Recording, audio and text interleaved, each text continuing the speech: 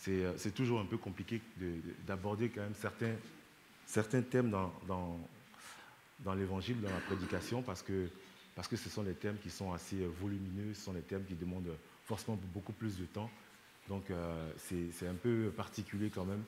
Mais j'avais à cœur de partager ce message avec vous depuis un certain temps. Et je bénis le Seigneur vraiment d'avoir permis que les choses se soient alignées et de rendre possible ce moment maintenant. Alors, donc je voulais parler de la gloire de Dieu aujourd'hui,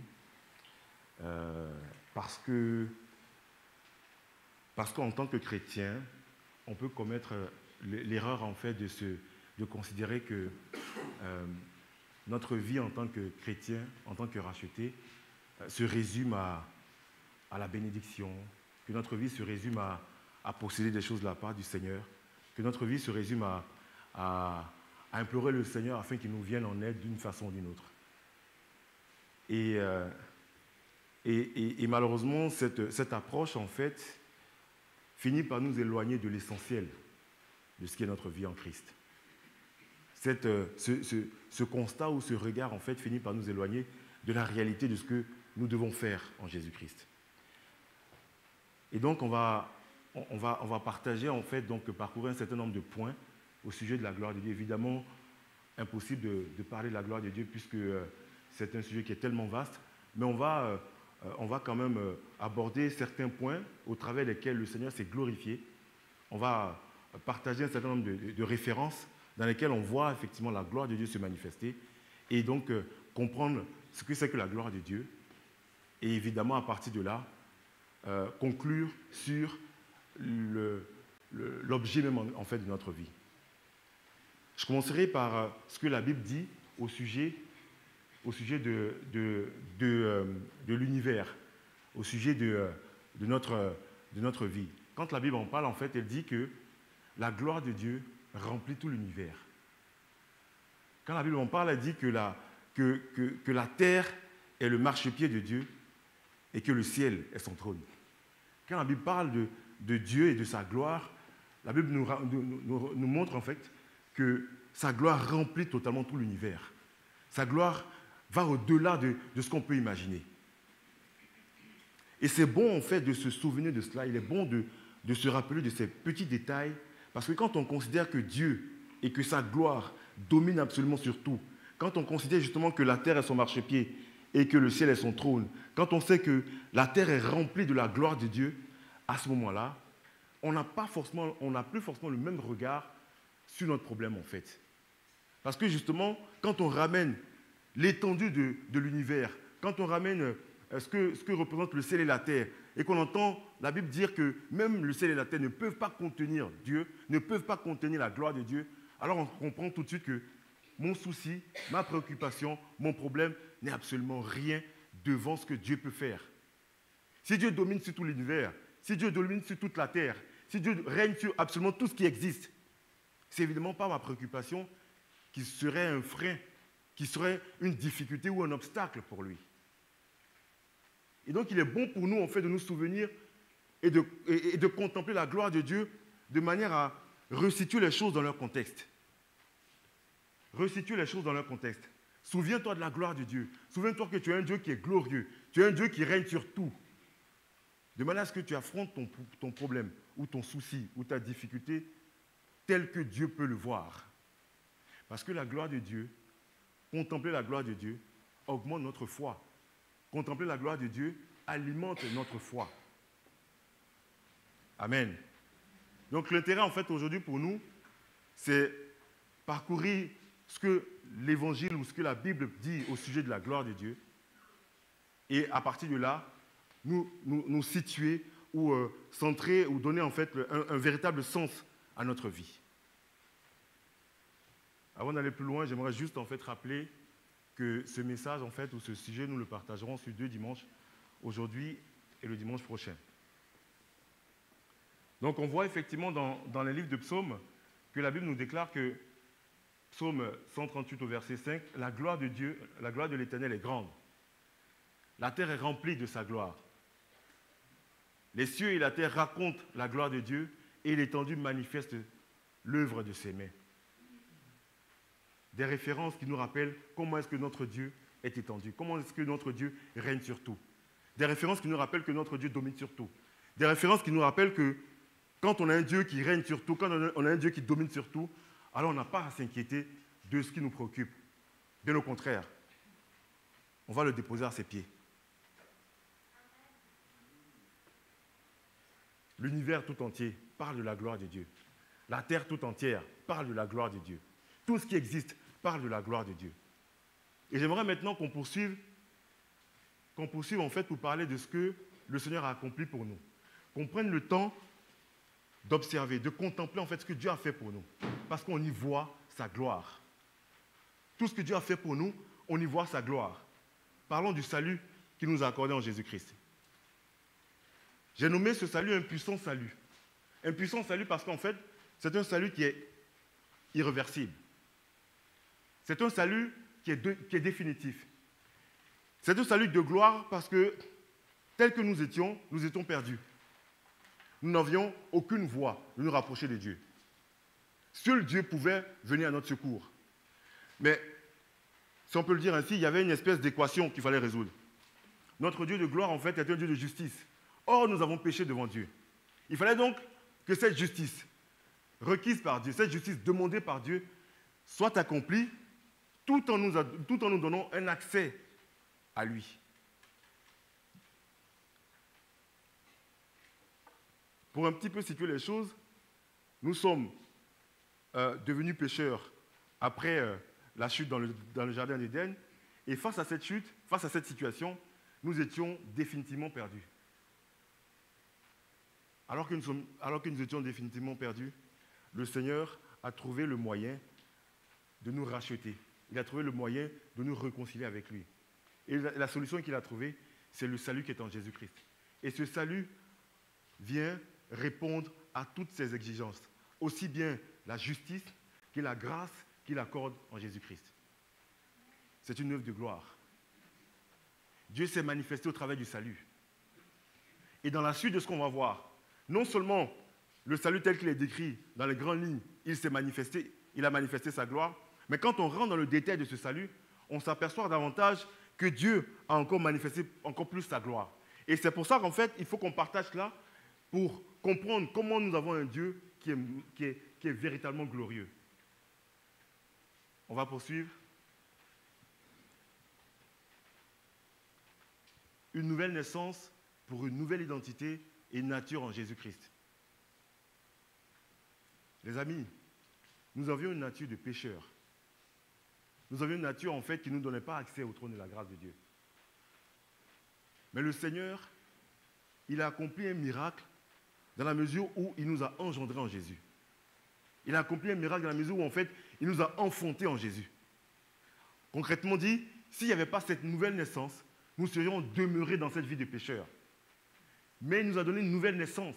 Et c'est ce qu'il dit justement à Nicodème. Ce qui est né de la chair est chair, et ce qui est né de l'esprit est esprit.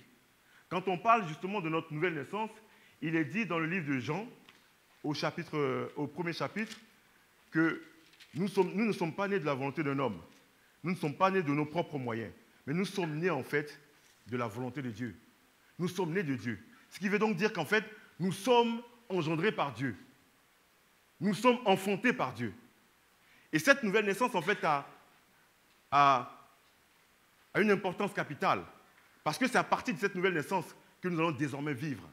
Donc, Dieu ne l'a pas fait seulement, il n'a pas juste fait l'œuvre de pardonner nos péchés. En plus d'avoir pardonné nos péchés en Jésus-Christ, il nous a donné une nouvelle nature. Ce qui fait que désormais, en fait, nous marchons non plus dans la vie des pécheurs, mais nous marchons en nouveauté de vie. C'est une œuvre de gloire.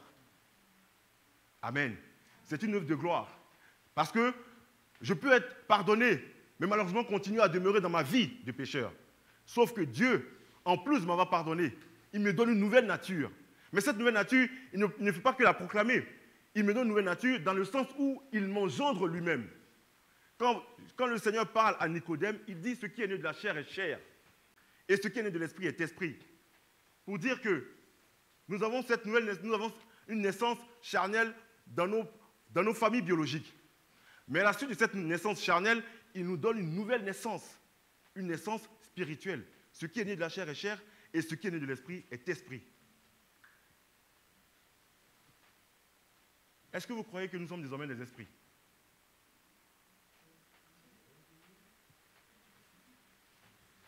C'est une question. Parce qu'on peut justement ne pas considérer qu'on est un esprit. On va faire beaucoup plus simple. Pourquoi est-ce qu'on doit se considérer comme esprit? Lorsque Jésus parle à Nicodème, il dit ce qui est né de la chair est chair et ce qui est né de l'esprit est esprit. Beaucoup plus loin, quand la femme samaritaine s'adresse à Jésus-Christ, elle lui dit, Seigneur, nous en tant que Samaritains, nous on adore le Père d'une manière. Mais les Juifs, ils adorent le Père d'une autre manière. Lequel d'entre nous adore le Père véritablement? Voici la réponse que le Seigneur lui fait. Il lui dit, Dieu est esprit et il faut que ceux qui l'adorent en esprit. Et un peu plus loin, il lui dit également, l'heure vient, et elle est déjà venue, où les vrais adorateurs adorent le Père en esprit et en vérité. On comprend donc tout le sens de la raison de notre naissance en esprit. Parce que celui qu'on va adorer est un esprit. On ne peut pas l'adorer autrement. Puisqu'il est un esprit, il nous invite à être des esprits pour l'adorer en esprit. C'est pourquoi donc notre salut est un salut glorieux. Parce qu'en fait, il est juste irréversible. Nous sommes dans une position dans laquelle nous ne pouvons plus nous échapper, dans laquelle nous ne pouvons plus en fait faire marche arrière, une position dans laquelle en fait aucune autre force ne peut nous retirer. Parce que nous sommes désormais engendrés par Dieu lui-même. Et pour prendre soin justement de nous, il nous donne de son esprit. Non seulement nous le prions en esprit, mais pour aller beaucoup plus loin dans cette démarche, il met en place un langage spirituel avec nous. L'évangile, qu'on verra un peu plus tard. Amen. Les amis, je vous invite en fait à rester totalement concentrés de manière à ce qu'en fait, on parcourt toute l'œuvre de gloire que le Seigneur a accomplie pour nous et qu'on y voit la gloire de Dieu. Pendant cette semaine prochaine, on va parler de la gloire de Dieu, exclusivement que de la gloire de Dieu. Il est important qu'on voit la gloire de Dieu en fait dans la réalité. Parce que si on ne fixe pas la gloire de Dieu comme étant l'essentiel de notre existence, on risque de s'éparpiller. Combien de chrétiens ne sont préoccupés que par la bénédiction? Combien de chrétiens ne cherchent que la bénédiction? Mais vous savez ce que la Bible dit au sujet de notre bénédiction? La Bible dit que nous sommes bénis de toute bénédiction spirituelle dans les lieux célestes en Jésus-Christ. Nous sommes bénis de toute bénédiction spirituelle. Quand je lis ça, je suis un peu interpellé parce que juste après, je vais voir dans l'Ancien Testament.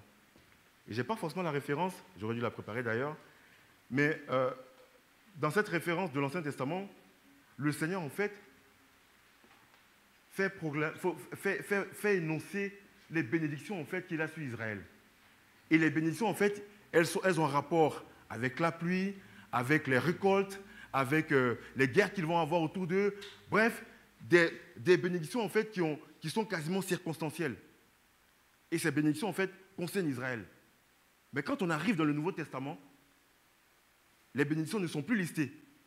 Elles sont spirituelles. Et évidemment, comme dans l'Ancien Testament on a lu et qu'elles sont listées, et qu'on arrive dans le Nouveau Testament et qu'elles ne sont pas listées, on peut être un petit peu déstabilisé. Parce que je sais qu'elles ont été listées dans l'Ancien Testament.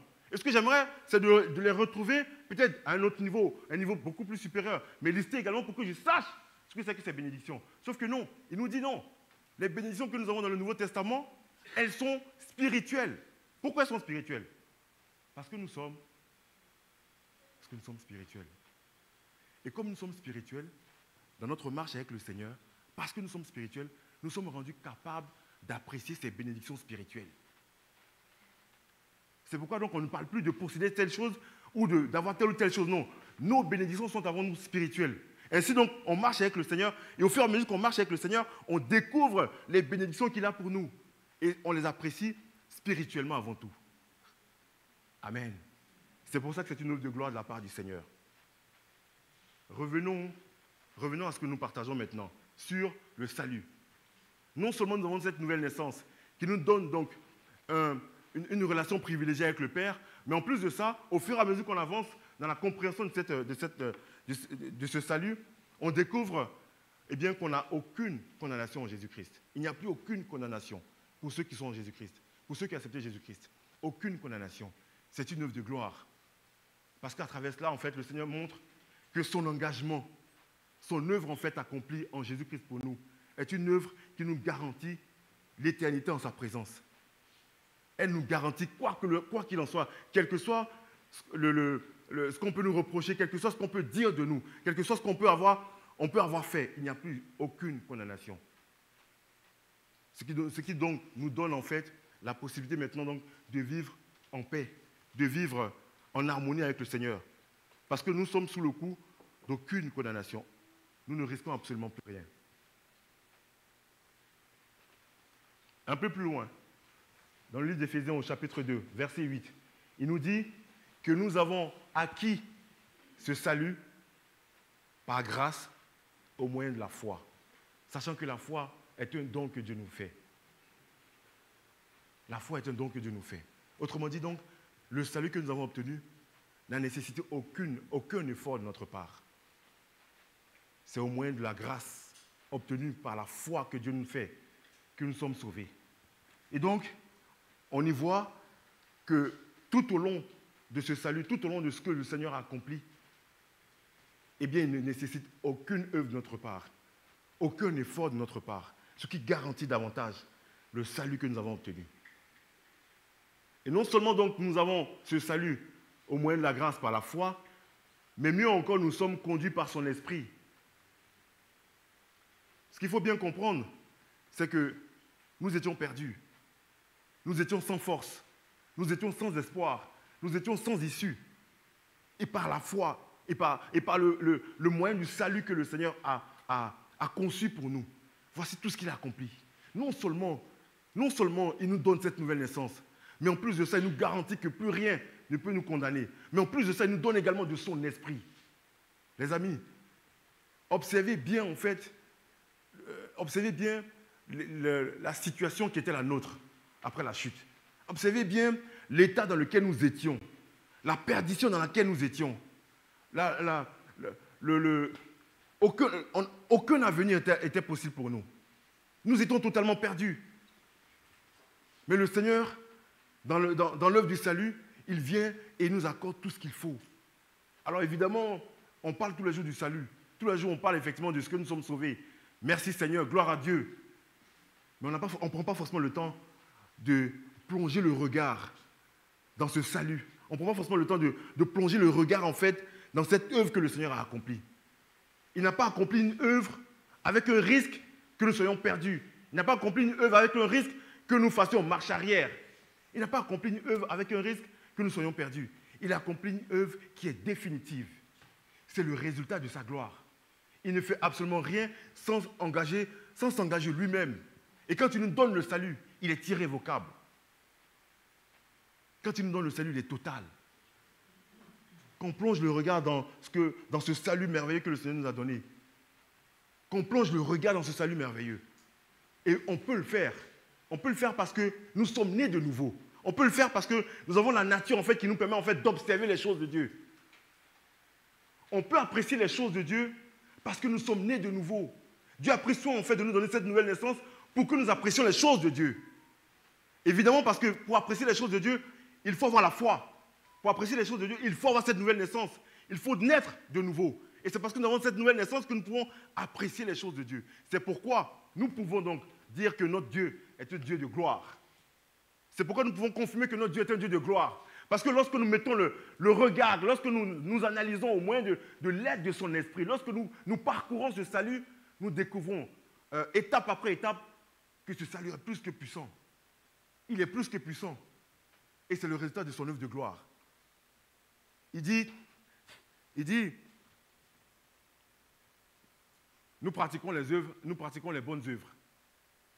Parce que nous sommes nés de nouveau, il a fait en sorte que désormais, tout au long du reste de notre vie, nous allons pratiquer les bonnes œuvres. Est-ce que c'est nous qui nous sommes engagés à pratiquer les bonnes œuvres? Est-ce que c'est nous qui avons décidé que nous sommes capables de pratiquer les bonnes œuvres? Non. Mais parce qu'il a mis en nous son esprit, parce qu'il nous a donné cette nouvelle nature, il proclame que désormais nous marcherons pour pratiquer les bonnes œuvres. Alléluia. C'est une œuvre de gloire. Il dit, dans le livre de Romains, il dit, ceux qui s'affectionnent aux choses de la chair marchent par la chair. Et ceux qui s'affectionnent aux choses de l'esprit marchent par l'esprit. Alléluia.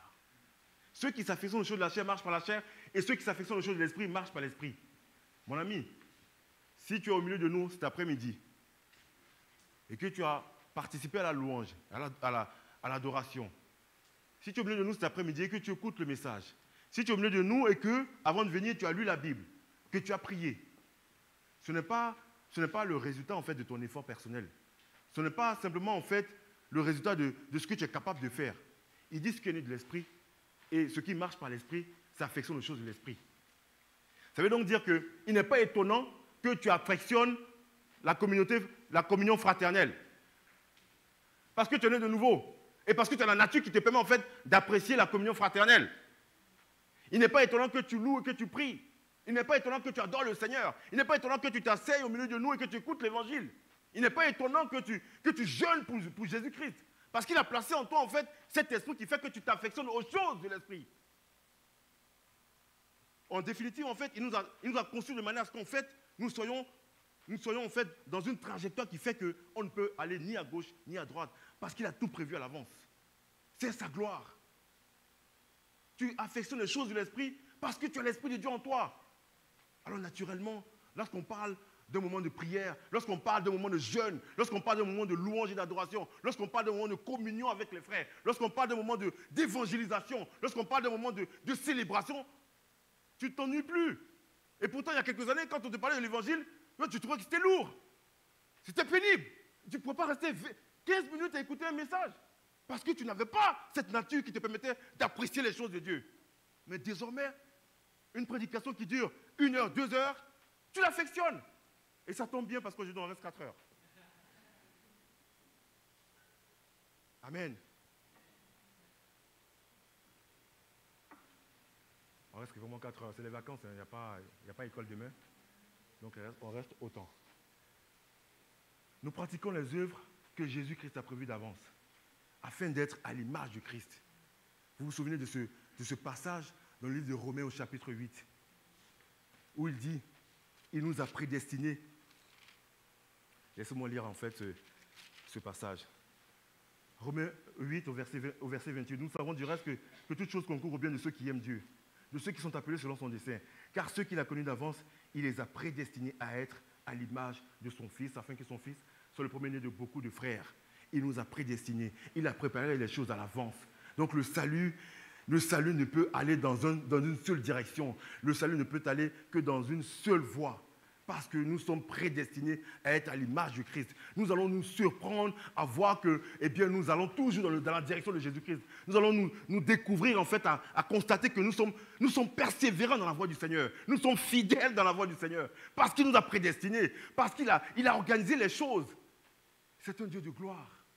Quand il s'engage, il n'y a pas d'échec possible.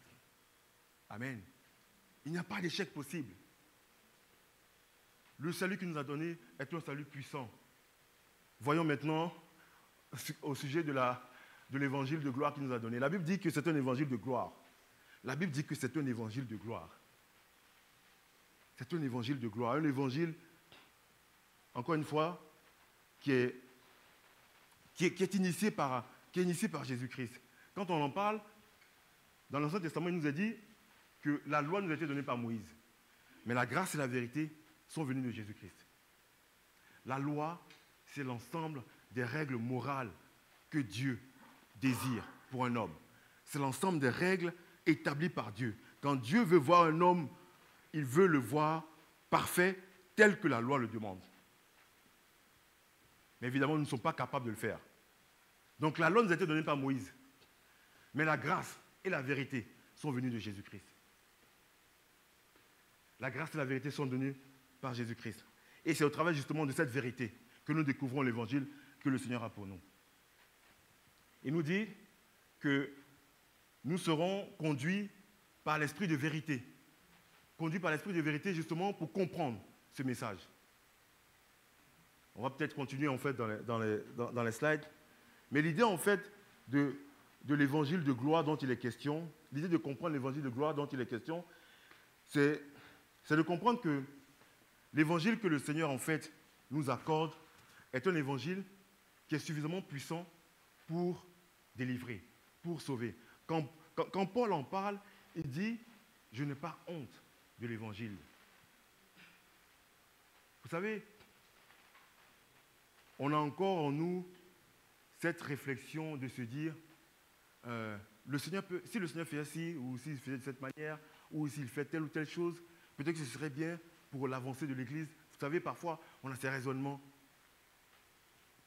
Ce n'est pas forcément mauvais, mais c'est juste qu'en fait, à travers cette façon de s'exprimer, on y retrouve justement les limites en fait, qu'on va avoir au sujet de l'efficacité de l'Évangile. Quand Paul en parle, il dit je n'ai pas honte de l'Évangile. La seule chose que j'ai à dire, c'est l'Évangile. Je n'utilise aucun autre moyen. L'Évangile se suffit à elle-même. L'Évangile est totalement suffisante pour amener au salut. L'Évangile a juste à être proclamé pour secourir. Et l'Évangile que Dieu nous a donné, c'est un Évangile qui se suffit à lui tout seul. C'est un Évangile de gloire. C'est un Évangile que lorsqu'on le proclame, lorsqu'on l'annonce, les cœurs sont transformés. Quand on l'annonce, les vies sont transformées. C'est un Évangile de gloire. C'est un Évangile qui est totalement suffisant. Et c'est au travers de cet Évangile que le Seigneur change nos vies, que le Seigneur change nos cœurs. Dans Romains 1, au verset 16, Paul dit, l'évangile en fait de Dieu, c'est la puissance de celui qui croit. C'est la puissance de celui qui croit. On n'a rien d'autre à rajouter. Au sujet de l'évangile, c'est suffisamment puissant pour ôter le voile. C'est suffisamment puissant pour faire comprendre la parole. C'est suffisamment puissant pour révéler en fait l'amour que Dieu a pour nous. L'évangile est suffisamment efficace pour nous transformer. Dans le livre de 1 Corinthiens, il est dit, alors je paraphrase un petit peu, c'est la sagesse de Dieu, mystérieuse et cachée, révélée à ceux qui aiment Dieu. Permettez-moi d'aller quand même faire la lecture dans ce passage,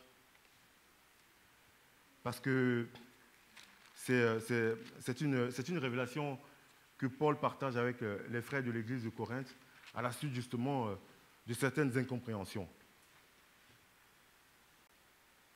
Il dit, je le prends à partir du verset 6, en parlant de l'évangile, il dit, cependant c'est une sagesse que nous prêchons parmi les parfaits, sagesse qui n'est pas de ce siècle, ni des chefs de ce siècle, qui vont être réduits à l'impuissance. Nous prêchons la sagesse de Dieu, mystérieuse et cachée que Dieu, avant les siècles, avait prédestinée pour notre gloire. Il fait donc référence à l'évangile. Il poursuit. Sagesse qu'aucun des chefs de ce siècle n'a connue. Car s'il l'avait connue, il n'aurait pas crucifié le Seigneur de gloire. Mais comme il est écrit, ce sont les choses que l'œil n'a point vues, que l'oreille n'a point entendues et qui ne sont point montées au cœur de l'homme. Des choses que Dieu a préparées pour ceux qui l'aiment. Verset 10, Dieu nous les a révélées par l'Esprit. Pour faire plus simple, Paul est en train d'expliquer en fait aux frères de Corinthe que l'évangile est la sagesse de Dieu et que cette sagesse n'est pas accessible à tout le monde. Cette sagesse est accessible uniquement à ceux qui ont foi en Jésus-Christ. Il dit que cette sagesse n'est pas montée à l'œil de l'homme, cette sagesse n'est pas montée à l'oreille de l'homme, cette sagesse n'est pas montée au cœur de l'homme. Ça veut donc dire que, les amis, vous prenez deux personnes qui lisent l'évangile. Il y en a un qui a donné sa vie à Jésus-Christ, et puis un autre qui n'a pas donné sa vie à Jésus-Christ. De ces deux personnes, seul celui qui a donné sa vie à Jésus-Christ comprend l'évangile. Parce que l'évangile et la compréhension de l'évangile est révélée par l'Esprit. Verset 10. Dieu nous les a révélés par l'Esprit. La compréhension de l'évangile se fait par la révélation de l'Esprit de Dieu. Amen. Ce qui fait donc que nous sommes privilégiés quand il s'agit de l'évangile de Dieu. Nous sommes des privilégiés quand il s'agit de la compréhension de l'évangile de Dieu. Parce que Dieu a réservé son évangile ou la compréhension ou la révélation de son évangile à ceux qui ont accepté, à ceux qui ont foi en Jésus-Christ. Et parce qu'ils ont foi en Jésus-Christ, par le Saint-Esprit, ils reçoivent la compréhension de l'évangile. C'est pourquoi c'est un évangile de gloire. Parce que c'est un évangile en fait qui n'est pas accessible à tout le monde. C'est un évangile qui ne peut pas être piraté. C'est un évangile en fait qui ne peut pas être faussé parce que uniquement la compréhension en fait est réservée à ceux qui ont donné la vie à Jésus-Christ, à ceux qui ont foi en Christ. Il dit également que donc c'est le langage de ceux qui sont sauvés. Parce qu'en fait, quand Dieu veut nous parler, il parle au travers de l'évangile. Combien de fois, en fait, on ne s'est pas retrouvé, ou du moins on s'est retrouvé en fait à ne pas comprendre la parole de Dieu. Moi, je me souviens, une fois, je lisais un passage, vous savez, le passage qui a rapport avec le Seigneur lorsqu'il arrive aux abords du temple et il renverse les tables des changeurs, des vendeurs, de tout ça. Et lorsque les responsables religieux l'interpellent et lui demandent « Par quelle autorité fais-tu cela ?» Jésus dit détruisez ce temple et 3 jours après, je le rebâtirai. Moi, ça m'a beaucoup interpellé parce que j'ai trouvé que la réponse du Seigneur, en fait, n'était pas totalement appropriée. La question qui a été posée, c'est par quelle autorité tu fais ces choses? La réponse me paraît évidente. C'est par l'autorité de Dieu ou c'est parce que je suis Jésus-Christ ou c'est parce que je suis Seigneur. Mais non, il dit, si vous détruisez ce temple, en 3 jours, je le rebâtis. Alors, quand il a dit cela, les chefs religieux étaient présents, les apôtres étaient présents, et puis les vendeurs, évidemment, étaient présents, mais certainement qu'ils n'ont pas forcément fait attention à la réponse qu'ils donnent. Mais lorsque Jésus-Christ est ressuscité, les disciples vont avoir une meilleure compréhension de ce que Jésus avait dit à ce moment-là. Ils comprennent donc du coup, lorsque Jésus dit « détruisez ce temple et en 3 jours je le rebâtis », ils comprennent qu'il parle de son corps. Amen. Mais lorsqu'ils comprennent cela, les chefs religieux ne sont pas présents. Lorsqu'ils comprennent cela, les vendeurs, ils ne sont pas présents. Les vendeurs qui avaient aux abords du temple, ils ne sont pas présents. Seuls les disciples ont compris le sens, au moment opportun, ont compris le sens de ce que Jésus avait dit.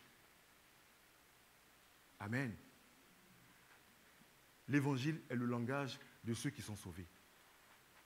Pour les personnes de dehors, ce que nous partageons est difficile de comprendre, est difficile à comprendre. Ce que nous partageons nécessite autre chose pour eux. Mais par contre, pour nous, ce langage, nous le comprenons. Parce que ce langage, en fait, est un langage qui a été créé et conçu pour nous. C'est le langage que Dieu a créé pour nous. C'est pourquoi c'est un langage de gloire. Parce qu'il donne justement l'occasion, en fait, à nous, non seulement de comprendre ce que Dieu a fait, mais en plus de cela, il nous donne justement l'occasion, en fait, de communiquer avec Dieu. Il nous donne l'occasion de communiquer entre nous et de communiquer avec Dieu. Il nous donne l'occasion de comprendre les œuvres du Seigneur. Alléluia. Troisième point que j'aimerais partager au sujet de la gloire de Dieu, c'est l'Église. On a parlé donc du salut, on a parlé de l'évangile de gloire, on va finir par l'Église, qui est également aussi l'expression de la gloire de Dieu. L'Église est une occasion où Dieu manifeste en fait sa gloire. Et comme la Bible dit si bien, l'Église, c'est la sagesse infiniment variée que Dieu manifeste au travers de l'Église. Donc en gros, l'Église en fait, c'est un instrument que le Seigneur utilise pour manifester sa gloire. Nous étions perdus. Nous étions des pécheurs. Mais désormais, en fait, au travers de son évangile, au travers du salut, et dans l'Église, Dieu fait de nous, pour certains, des apôtres, des évangélistes, des pasteurs, des docteurs. Il fait de nous des serviteurs, des servantes, alors que nous étions perdus. Mais il nous transforme ici et nous place dans l'Église. Il nous transforme ici, en fait, et nous utilise dans l'Église. Ce qui fait que l'Église, en fait, est l'expression de sa gloire. Lorsque le Seigneur déploie, en fait, toute sa sagesse au travers de l'Église, lorsqu'il utilise un frère ou une sœur, lorsqu'il utilise une église ou une assemblée ou une autre, il est en train de manifester toute sa gloire. Parce qu'on ne s'y attend pas. On ignore justement ce que le Seigneur s'apprêtait à faire au travers des pécheurs que nous étions. Mais au contraire, il nous a tous rassemblés. Il nous a tous rassemblés, sans aucune distinction. Je me souviens une fois, la fois où Saïd Oujibou était au milieu de nous, elle a dit beaucoup de bonnes choses, notamment son témoignage, mais elle a dit quelque chose moi, qui m'a interpellé et que j'ai gardé jusqu'à présent en esprit. Il dit, Jésus a réussi là où les politiciens n'ont pas réussi. Jésus a réussi à rassembler des personnes de différentes cultures, de différentes histoires, de différents milieux sociaux, de différentes situations, de différentes préoccupations. Il les a tous rassemblés. En Jésus-Christ, il n'y a plus aucune barrière, il n'y a plus aucune distinction, aucune limite. Il nous a tous rassemblés. C'est une œuvre de gloire. C'est une œuvre de gloire. Personne d'autre ne peut le faire. Aucune autre personne n'est capable de rassembler toutes ces personnes de manière à ce qu'elles parlent le même langage et qu'elles se servent mutuellement. C'est ce que le Seigneur a accompli au travers de l'Église. Il nous a tous rassemblés. Il a éliminé toutes les barrières. Il n'y a plus de juifs, il n'y a plus de grecs, il n'y a plus limite, il n'y a même plus de sexe. Parce que quand le Seigneur regarde le monde, quand il regarde le monde, il ne fait pas de distinction à partir du sexe. Il ne fait pas de distinction à partir du milieu social. Il fait une distinction à partir de la foi en Christ ou pas la foi en Christ. Ceux qui sont sauvés et ceux qui ne sont pas sauvés. Ceux qui ont accepté Jésus-Christ et ceux qui n'ont pas accepté Jésus-Christ. C'est la seule différence que le Seigneur fait. Et ceux qui ont accepté Jésus-Christ, ils viennent tels qu'ils sont, quelle que soit leur différence, quelle que soit leur situation. Et quand ils viennent, il les régénère. Il leur donne une nouvelle nature. Ils abandonnent tout ce qui pouvait être une différence entre eux. Désormais, ils sont l'esprit. Parce que ce qui est né de la chair est chair. Ils restent dans la chair. Et ce qui est né de l'esprit est esprit. Ils restent dans l'esprit. Ils progressent dans l'esprit. Ils marchent dans l'esprit. Et servent Dieu dans l'esprit. Et entendent la voix de Dieu dans l'esprit. Et communiquent avec les autres dans l'esprit. Parce que c'est la nouvelle nature. Amen. Il fait de l'Église un lieu où il vient perfectionner ceux qui sont rachetés. Je vais prendre la référence. J'aimerais bien la lire. Éphésiens 4, à partir du verset 11. Et il a donné les autres. Il a donné les uns comme apôtres, les autres comme prophètes, les autres comme évangélistes, les autres comme pasteurs et docteurs. On parle des frères qui étaient des pécheurs. On parle des hommes qui étaient des meurtriers. On parle des hommes qui étaient loin de Dieu. On parle des personnes qui étaient rebelles à Dieu. On parle des personnes qui ont persécuté l'Église. Mais quand il les a rachetés, il a fait d'eux des apôtres. Il a fait d'eux des pasteurs. Il a fait d'eux des évangélistes. Il a fait d'eux des véritables serviteurs. C'est pourquoi c'est une Église glorieuse. Parce qu'il les a attirés à lui et qu'il les a transformés. Au verset 12, il dit, après les avoir appelés tous comme apôtres, prophètes, évangélistes, docteurs, au verset 12, il dit, pour le perfectionnement des saints en vue de l'œuvre du ministère et de l'édification. Au sein de l'Église, le Seigneur a attiré. Et comme il a équipé l'Église de ses serviteurs capables de faire cela, il a attiré pour que chacun de nous se perfectionne. Amen. C'est au sein donc de l'Église qu'on se perfectionne. C'est un petit rappel justement pour ceux qui éventuellement s'interrogent et se demandent où est-ce qu'il faut se situer. C'est au sein de l'Église c'est au sein de l'Église que le Seigneur a équipé qu'on vient recevoir la compréhension, qu'on vient recevoir la maturité, qu'on vient grandir, qu'on vient comprendre les Écritures. C'est au sein de l'Église parce qu'il a équipé l'Église. On aurait pu s'imaginer que nous sommes sauvés et que chacun reste dans son coin individuellement, que chacun marche individuellement, que chacun ait son parcours. Mais le Seigneur a pris soin. Non seulement vous êtes sauvés, mais en plus, je vous rassemble pour que vous formiez un corps avec Christ à la tête. Je vous rassemble pour que toutes les différences, tous les obstacles soient totalement gommés. Je vous rassemble pour que vous parlez le même langage. Vous parlez le même langage. Aussi bien que vous soyez ouvrier que PDG d'une entreprise du CAC 40, que vous soyez au plus bas de l'échelle ou autre, vous parlerez le même langage. Parce que toutes les différences auront disparu. Et à cet endroit, dans l'Église, vous grandirez ensemble, vous apprendrez ensemble et vous servirez ensemble. C'est une Église glorieuse. C'est parce qu'il nous a donné justement cette manifestation de sa gloire que l'Église, alléluia, peut résister aux assauts de l'adversaire. On n'a aucune inquiétude à avoir, on n'a aucune peur à avoir, parce qu'on est totalement et suffisamment équipé par le Seigneur, suffisamment équipé de la part du Seigneur. Parce que dans l'Église, il est venu déployer sa gloire. N'oubliez pas une chose, les amis. L'Église, c'est la sagesse infiniment variée de Dieu. Amen. C'est la sagesse infiniment variée de Dieu. Elle est suffisante. Si elle échoue, c'est qu'il y a un problème. Et ce n'est pas possible. Parce que c'est la sagesse de Dieu. Dire que la sagesse de Dieu est suffisante, mais c'est la sagesse infiniment variée de Dieu. Amen. C'est rassurant. C'est rassurant. C'est donc au cœur de l'Église, au milieu de l'Église, au milieu de tes frères et des sœurs. Parce qu'on a vu qu'on est né de nouveau. On a la nature qui permet de parler le même langage. Donc c'est là. Et c'est là qu'on comprendra. Alléluia. Dans le livre d'Éphésiens, toujours au chapitre 3, entre versets 14 et 21.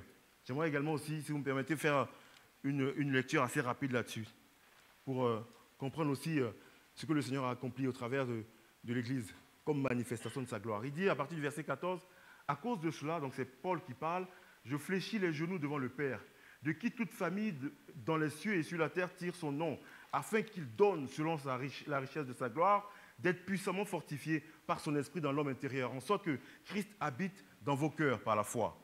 Étant enraciné et fondé dans l'amour, que vous puissiez comprendre avec tous les saints quelle est la largeur, la longueur, la profondeur et la hauteur, et connaître l'amour de Christ qui surpasse toute connaissance, en sorte que vous soyez remplis jusqu'à la plénitude de Dieu. Or, verset 20, à celui qui peut, par la puissance qui agit en nous, infiniment au-delà de ce que nous demandons ou pensons, à lui soit la gloire dans l'Église.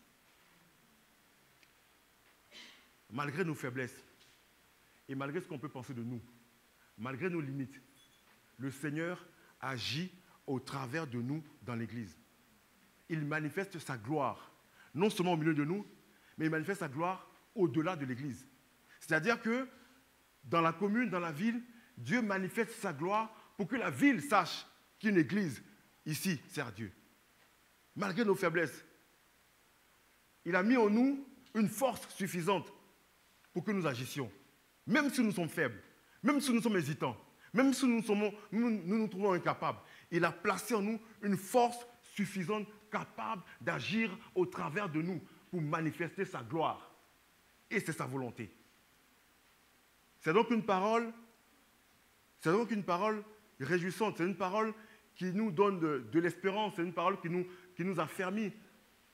Parce que justement, nous savons que ce n'est pas par nos propres moyens dans l'Église que nous servirons le Seigneur. C'est grâce à son assistance, grâce à son esprit qui nous fortifie. Alléluia. Nous allons nous arrêter là. Mais ce que j'aimerais, c'est conclure en fait sur cette réalité de comprendre que nous avons un Dieu dont la gloire remplit l'univers. Notre Dieu est au-dessus de tout. Si nous acceptons de prendre le temps de l'observer et d'observer en fait la gloire qu'il déploie dans tout ce qu'il fait, nous ne ferons qu'une seule chose, le louer tous les jours. Nous le glorifierons tous les jours. Vous savez, lorsque Jésus disait à ses disciples, même Salomon, dans toute sa gloire, n'était pas aussi revêtu que les herbes des champs. Amen. L'univers, en fait, la beauté de ce qu'on voit, le fonctionnement de tout ce qui nous entoure révèle la gloire de Dieu. Il a créé les saisons. Il a créé les arbres fruitiers. Il a créé les océans. Il a créé toutes ces espèces qui vivent au milieu de nous. Il a créé toutes choses. Et tout cela fonctionne avec une espèce d'intelligence et de sagesse. Il n'y a rien qui est dérégulé. Tout est conforme. Tout fonctionne comme il faut. Il est à l'origine de toutes choses. Et quand il parle, il dit, même Salomon, dans toute sa gloire, dans toute sa splendeur, n'était pas revêtu d'autant de gloire que les herbes des champs qui sont là et qui seront coupées pour être brûlées. Alléluia. Si la gloire de Salomon est rien devant la gloire des plantes qu'on voit, c'est que notre Seigneur est vraiment au-dessus de tout. Parce que jusqu'à aujourd'hui, on continue à parler de Salomon. Jusqu'à aujourd'hui, 2022, on continue à parler de la gloire de Salomon. Tant la gloire de Salomon a marqué l'histoire de l'humanité. On a un Dieu qui est glorieux, les amis. On a un Dieu qui est tout-puissant. Et je vais finir par là. Évidemment, nous allons poursuivre dimanche prochain. Et nous poursuivrons également pendant la semaine de jeûne et prière. Mais je vais finir par par ouvrir en fait sur une fenêtre qui va nous donner justement de quoi méditer, de quoi réfléchir. Lorsque Dieu se manifeste dans une vie, lorsque Dieu manifeste sa gloire dans une vie, les amis, cette vie se retrouve glorifiée. Amen. Lorsque je consacre ma vie à ce que la gloire de Dieu se manifeste dans ma vie, lorsque ma pensée est uniquement de voir Dieu glorifier son nom dans ma vie, bien que Dieu glorifie son nom dans ma vie, il glorifie également ma vie. C'est pourquoi on a encore au milieu de nous le nom de certaines personnes qui ont servi le Seigneur il y a des années durant, mais dont encore le témoignage est retentissant au milieu de nous, parce que le Seigneur a glorifié leur vie. Alléluia. Il a glorifié leur vie. Quand il manifeste sa gloire, en plus de manifester sa gloire, il glorifie cette vie. Et pour vraiment donner du sens à cela, vous vous souvenez dans le livre de Romains au chapitre 3, le Seigneur dit « Tous ont péché et sont privés de la gloire de Dieu ». Toute existence n'a de sens que par rapport à ce que Dieu se glorifie dans cette existence. Alléluia. Ma vie n'aura de sens et de portée pour l'histoire de l'humanité. Ma vie aura de sens et d'impact dans l'histoire de l'humanité que lorsque Dieu se glorifiera dans ma vie. Amen. Donc il faut que je me dispose pour que Dieu se glorifie dans ma vie. Pour que ma vie ait le véritable sens. Tous ceux qui ne se disposent pas à voir le Seigneur se manifester de façon glorieuse dans leur vie ne vivent pas pleinement la vie qui leur est attendue. Nous avons une vie en fait dont le sens se trouve dans la manifestation de la gloire de Dieu. Quand on a parcouru tout ça, le salut, l'univers, l'évangile, sa bonté, quand on a vu toutes ces choses, quand on contemple même l'univers, quand on contemple notre milieu de vie, quand on contemple absolument toutes choses, on voit que notre Dieu est glorieux. Dieu est glorieux parce que toutes ces choses lui laissent la place afin qu'il manifeste sa gloire. Si je laisse le Seigneur se glorifier dans ma vie, alors j'ai un sens à ma vie. Alors je comprends le sens de ma vie. Je comprends la portée de ma vie. Je sais pourquoi je suis là. Pourquoi je suis en 2022 en face de vous et pas en 1800. Pourquoi je suis là au milieu de vous à servir avec vous le Seigneur. Il se glorifie et donne un sens à ma vie. Alléluia. Alléluia. C'est donc le sens, et c'est là-dessus qu'on va terminer. C'est tout ça, c'est exactement cela, la raison de notre existence. C'est exactement cela, la pensée et l'idée qu'on doit avoir. Désirer ardemment voir le Seigneur manifester sa gloire dans notre vie. Amen. Seigneur, merci encore. Merci. Bon, merci pour ta grâce et merci vraiment pour ta parole, Seigneur. Merci pour ton esprit qui conduit encore toutes choses, Seigneur éternel. Éternel, mon Dieu, nous prêchons, Seigneur mon Dieu, sur la base de ta révélation. Mais il n'y a que toi seul, Seigneur mon Dieu, qui fait connaître véritablement les choses dans les cœurs. Alors je prie ton nom, Seigneur mon Dieu, afin que ce que nous avons partagé maintenant ait un écho dans nos cœurs. Que ce que nous avons partagé maintenant, Seigneur mon Dieu, ait un rebondissement dans nos cœurs. Et que cela crée, Seigneur mon Dieu, un élan nouveau, Seigneur. Que cela crée une envie nouvelle, Seigneur mon Dieu. Que cela crée véritablement, en fait, une mise au point, Seigneur mon Dieu. Et les bonnes questions qui en découlent, Seigneur. Que tu te glorifies dans ma vie, Seigneur. Que tu te glorifies dans ma vie et que tu te glorifies également dans celle de mes frères et de mes sœurs, Seigneur. Que tu te glorifies également dans leur vie, mais également aussi dans l'Église, Seigneur mon Dieu. Parce que c'est ce que tu veux, Seigneur.